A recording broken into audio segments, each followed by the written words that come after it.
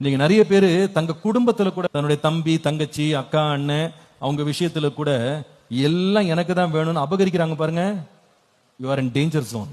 வாங்குவதை பார்க்கிலும் நியாயமா இருக்க. சில பேர் மனைவிகள் தூண்டி விடுறது, மனைவிகள் தூண்டி விடு.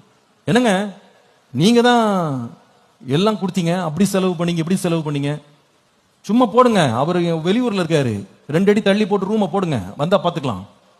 ஏப்பா வந்து பாக்குறவங்க கூட ஏமாளியா வெகுளியா வந்து ஏதோ 2 வாரம் சத்தம் போட்டு போயிடுவான். கர்த்தர் பார்த்துட்டு இருக்காரு.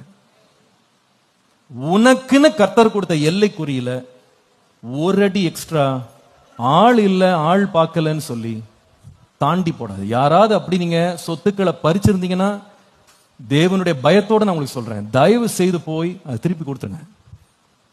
அப்பதான் நீங்க ஒழுங்கா ரட்சிக்கப்பட்டவங்க. நம்ம வாழ்க்கையில அநியாய சொத்துக்கள், அநியாய பணம், அநியாய எதுவுமே நமக்கு இருக்கக்கூடாது.